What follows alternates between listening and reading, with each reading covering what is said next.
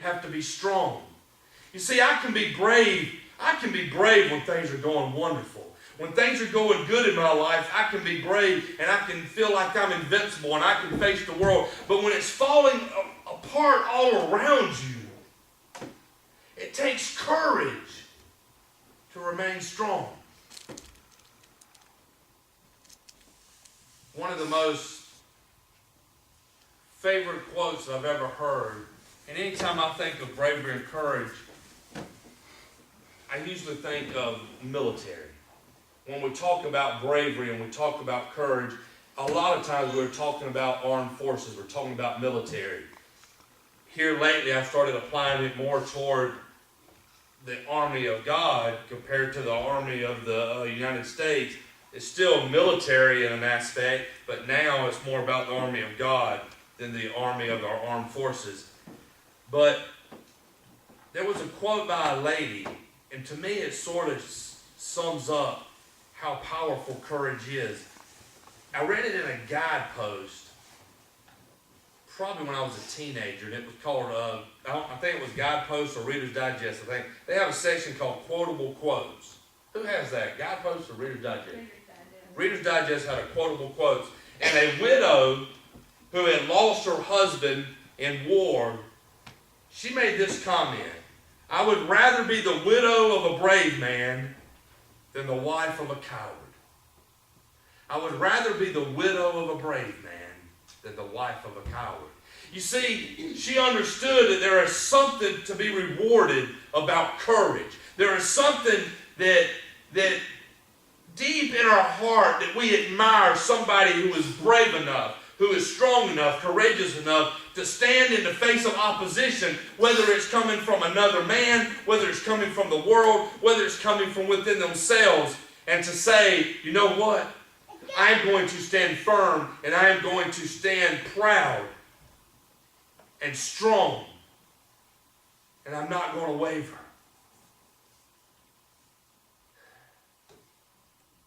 Courage is difficult. And sometimes it can be difficult to the ones around you.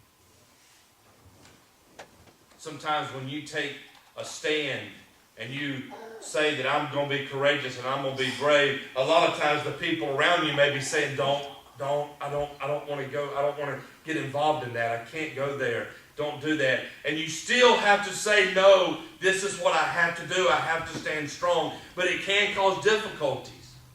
Going through that open door when you knock and Jesus opens it, sometimes you're going to go through it alone. Sometimes people won't walk through it with you. They'll stay back. Sometimes it's the people that have been the closest to you. Sometimes it's the one that you've loved the most and have loved you the most, and the door is open and now you're going through it, and they decide, I would rather go in this direction because I don't want to face that type of life. Courage is about endurance.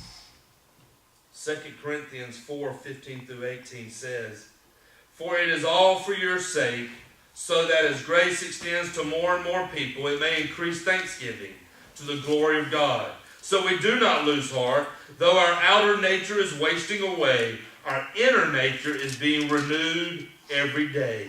For this slight momentary affliction is preparing us for eternal weight of glory beyond all comparison, because we look not to the things that are seen, but to the things that are unseen. For the things that are seen are transient, but the things that are unseen are eternal. It's about never giving up. It's about saying, I don't know why.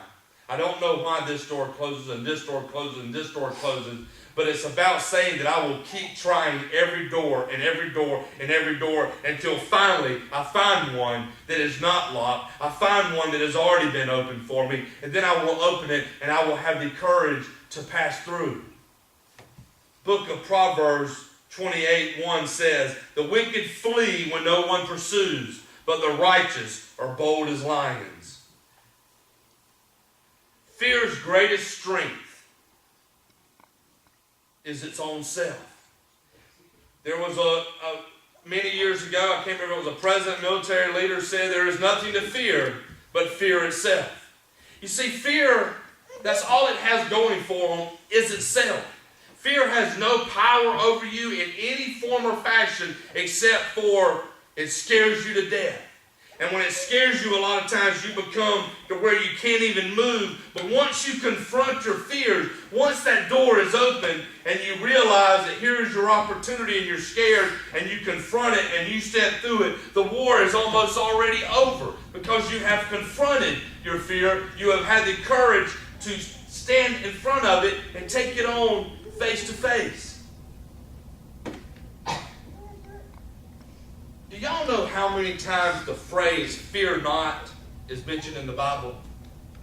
And as I was looking at this, I thought to myself, have you ever seen these things? There must be some people out there, and that's all they do is they go around and they count. And I've often wondered when they'll say, do you know that there is 1,167 verbs that deal with not sinning? And I think to myself, what? Do you get paid for that? But the words "fear not," you know how many times they're mentioned in the Bible? 365 times the phrase in the King James Version, "fear not," is mentioned in the Bible. 365 times. Do y'all know what does the number 365 have to do with? Yes. A year. Do you think that it's coincidental that God put in the Bible 365 fear nots? One for every single day of the year. One fear not for every day that you get up out of bed. There is a fear not in the Bible. Because He is wanting us to know every day you get up, you have nothing to fear as long as I am by your side. As long as I walk with you, as long as you walk with me, as long as you have courage to go through that open door, you have nothing whatsoever to fear. I want to end with this. Reggie White, who was a Hall of Fame football player, played for the Green Bay Packers. Anybody know Reggie White? Reggie White was a big-time football player. And this was a quote by Reggie White. He said, "God places the heaviest burden on those who can carry its weight." God places the heaviest burden on those who can carry its weight.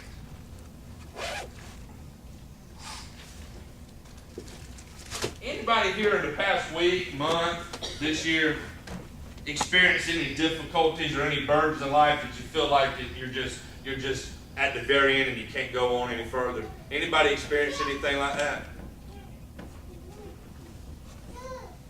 Do you know what that means? That means that God thinks that you are strong enough to endure it because He promised us that He will never put more on us than we can handle. That is the Word of God. He will never put more on us than we can handle. So if you feel like you've got the weight of the world and every day it's a new weight that's piled on, tonight I want you to go home, and when you lay your head down on the pillow, I want you to say, I worship a God who thinks I am so strong. I worship a God that has so much faith in my ability and my strength that He realizes that He can put things on me that I can handle. And by something being on you, sometimes it means it's not on somebody else.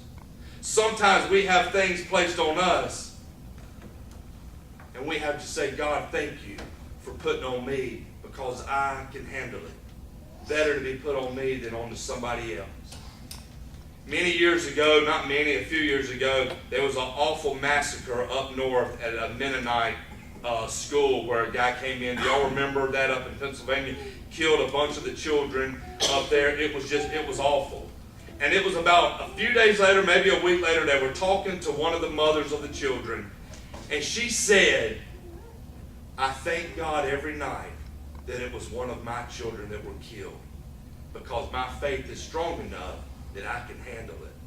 If it would have been somebody else's child, it might have broken them. In the midst of losing their child, in the midst of what I would imagine would be the greatest tragedy you could imagine, they were praising God because they knew that God had given them the strength that they could handle it. Tonight, I want to tell every one of y'all that's going through something difficult, God has given you great courage. He's given you great strength. because he really feels that positive about the fact that you can handle it. If everybody would, please stand.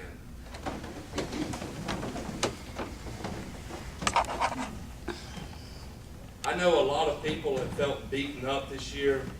I know a lot of people, like I said, I had a conversation for several hours with a person today who had just really felt beaten up.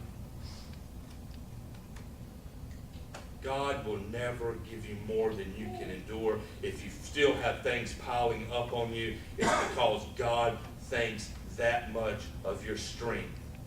And tonight, this altar is going to be open. We're going to sing Amazing Grace. We all know it. We don't have to look at the book. But this altar is open, and you can come to it for any reason, but particularly tonight, I want you to come to this altar if you are facing some struggles in life, and I want you to kneel down, and I want you to thank God that He thinks that highly of you, that He is still letting you endure.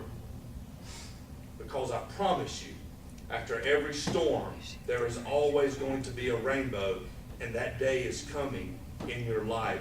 I promise you, that day is coming.